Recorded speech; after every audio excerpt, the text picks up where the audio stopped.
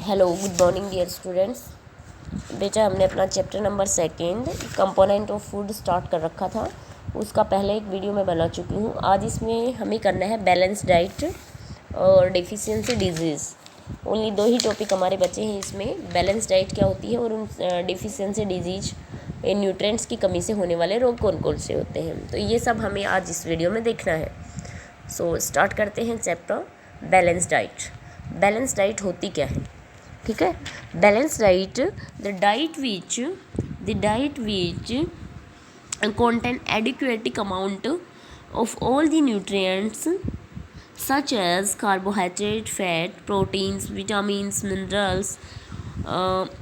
minerals जो क्या होते हैं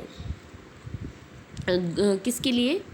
इज कॉल्ड बैलेंस डाइट। इसको ही बैलेंस डाइट बोलते हैं कि the diet which contain adequate amount of all nutrients such as carbohydrate, fat, vitamins, minerals, proteins.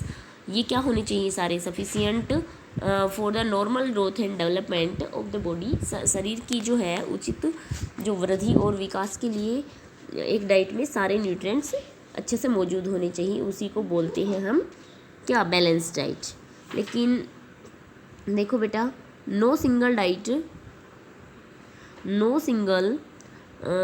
Food item can provide all the nutrients essential nutrient in adequate amount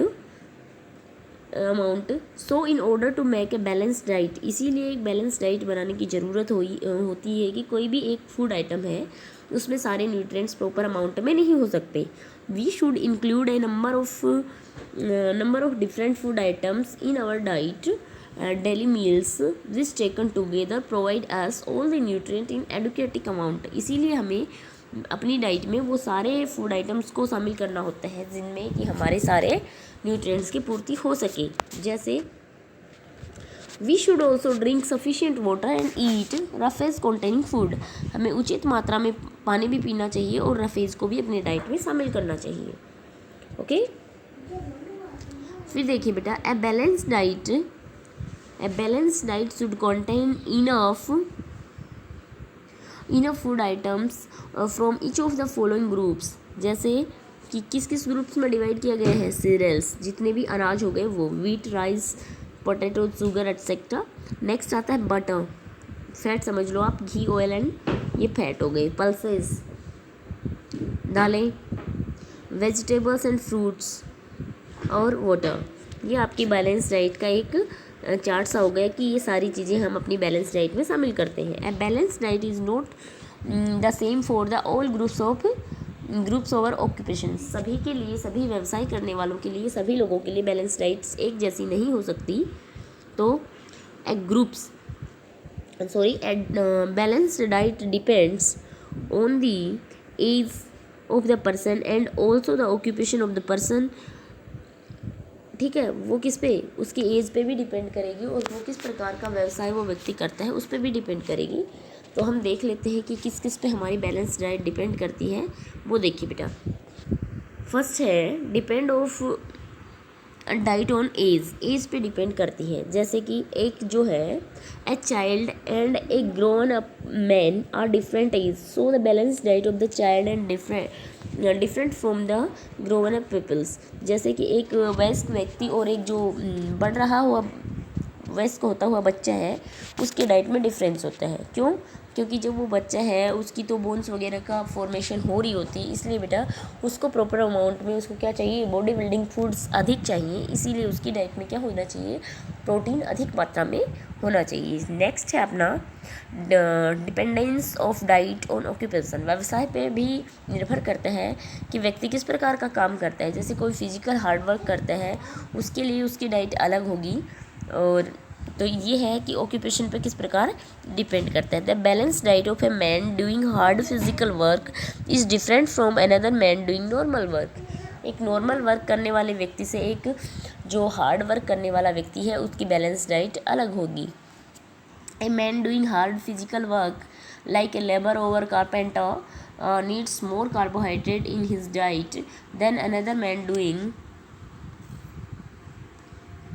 बजाय कि दूसरा व्यक्ति काम करता है। तो आप इतना समझ लीजिए कि जो भी हार्ड वर्क करता है, फिजिकल वर्क करता है, उसकी डाइट में आप थोड़ा बहुत फैट भी यूज कर सकते हो और कार्बोहाइड्रेट भी उसकी डाइट में बहुत अधिक होगा, जो नॉर्मल व्यक्ति जो नॉर्मल काम करते हैं उनकी बजाय। तो मैनी पीपल्स लाइक नहीं सॉरी अब देखिए बेटा,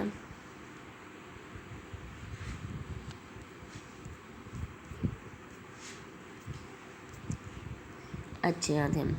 ओके, अब देखिए many people like to eat a lot of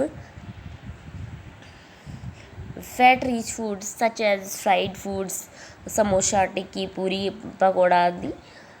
this is not a good habit. Eating too much of fat rich food is harmful for the health. बहुत अधिक मात्रा में फैट यूज करना भी हार्मफुल होता है हमारी हेल्थ के लिए। It can leads to a disease called obesity. इससे मोटापा हो जाता है जिसको हम ओबेसिटी बोलते हैं।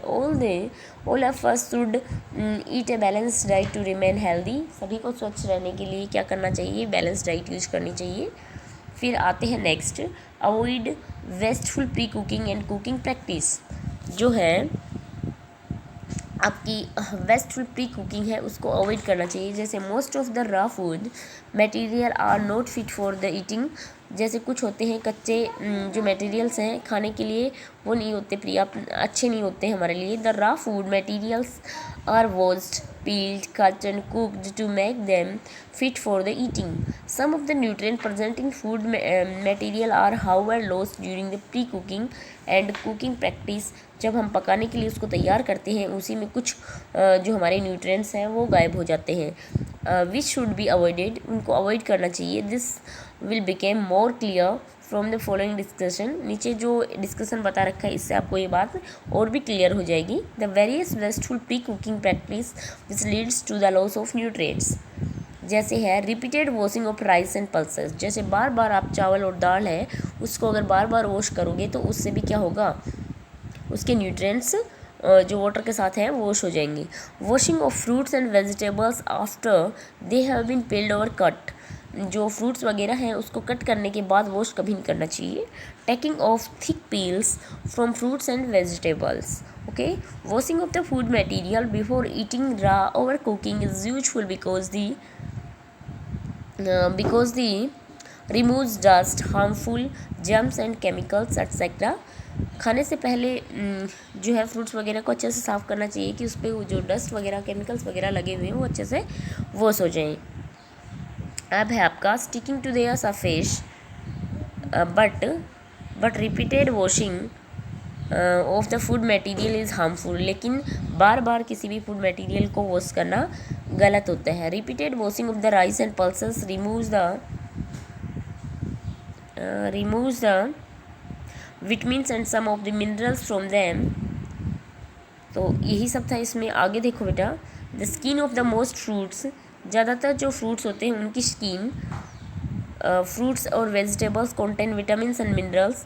उनमें क्या होता है? उनके छिलके में विटामिन्स और मिनरल्स होते हैं और हम क्या कर देते हैं? उनको फेंक देते हैं, रिमूव कर देते हैं। ठीक है। Cooking of the food has many beneficial effects.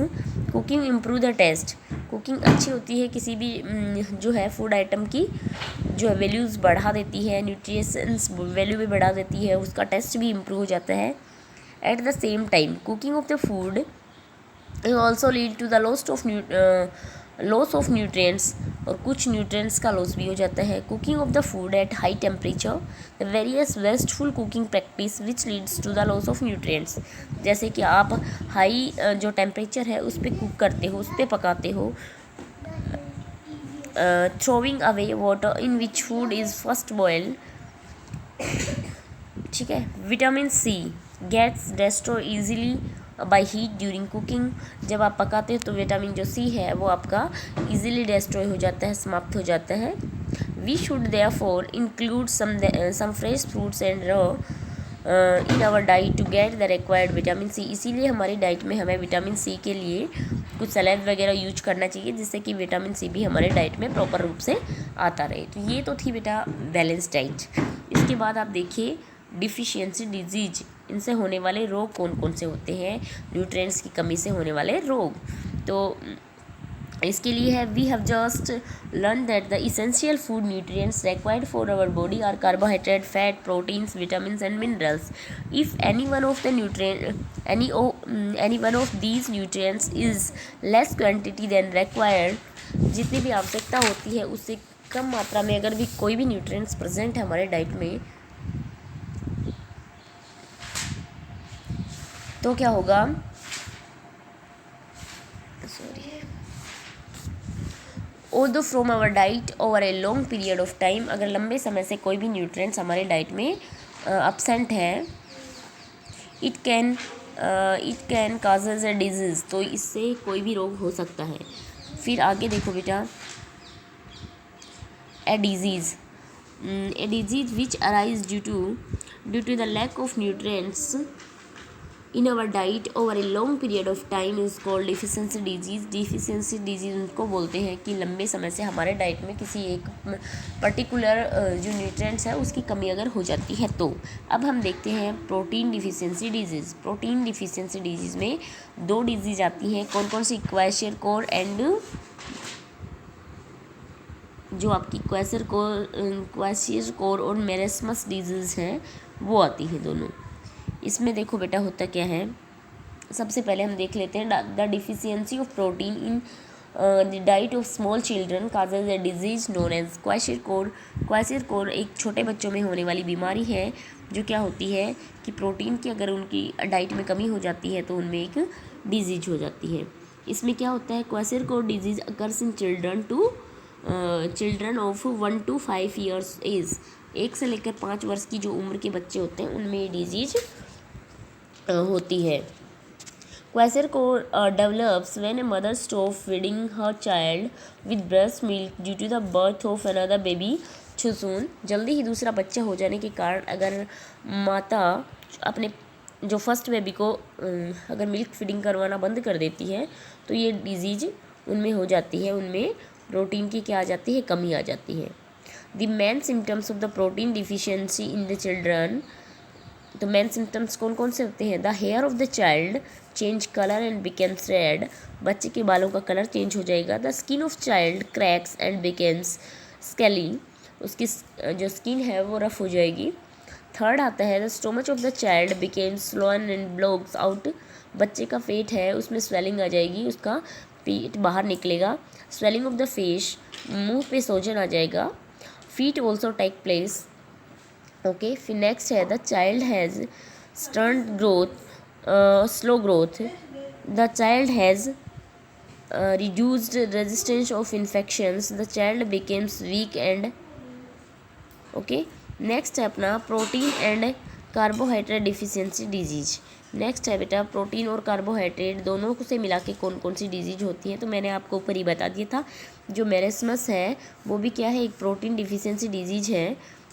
तो ये दोनों से होती है, प्रोटीन और कार्बोहाइड्रेट डिफिशियंसी डिजीज है मेरेस्मस. इसमें क्या होता है, the deficiency of protein as well as carbohydrate in the diet of very small children causes disease known as marasmus. ये भी छोटे बच्चों में होने वाला ही एक रोग है. इसमें क्या होता है कि marasmus disease occurs in the infant, शिशु बेबीज़ में होता है of up to 1 year of age, 1 साल तक की बच्चों में. Marasmus develops when infants below in the age of the 1 year are अर्बोलिमेंटेड. तो चलो इसके सिम्टम्स देख लेते हैं. The child becomes very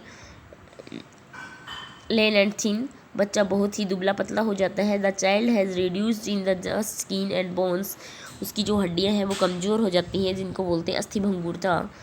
the ribs of the child look very prominent, उसकी जो रिब्स हैं पसलियाँ हैं वो भी बिल्कुल साफ़ हमें जैसे दिखाई देती हैं. आपको इसमें देखो बिल्कुल जैसे ओल्ड एज के जो बुजुर्ग व्यक्ति होते हैं उनकी तरह बच्चा दिखाई देने लग रहा है इसमें. The child can not even move due to the lack of energy, बच्चे में एनर्जी की बिल्कुल कमी आ जाती है. The growth of the child stop completely, बच्चे की ग्रोथ पूर्ण रूप से रुक जाती है. The child weight become very low and low for his age, बच्चे का वेट भी बिल्कुल उसकी एज के अकॉर्डिंग बिल्कुल कम हो जाता है. नेक्स्ट देखिए बेटा आप विटामिन डिफिशियंसी डिजीज़, जो विटामिन्स की कमी से होने वाला रोग है वो.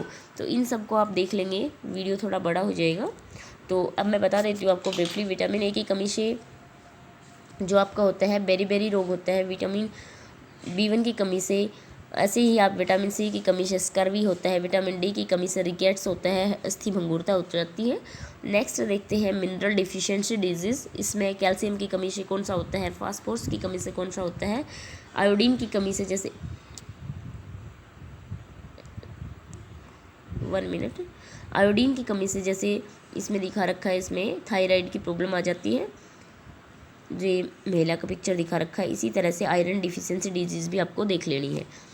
आपका चैप्टर होता है फिनिश, आप अच्छे से इसको रीड कीजिएगा। आज का आपका होमवर्क रहेगा, मैं कुछ क्वेश्चन सेंड करूँगी आपके पास। जिन क्वेश्चंस के आंसर बुक में दे रखे हैं वो आप अपनी फेयर नोटबुक में राइट डाउन कर लेंगे, बिल्कुल क्लीन एंड क्लियर। इसके बाद जिनके आंसर्स नहीं हैं वो मैं सेंड करूँगी। ओके बाय बच्चों।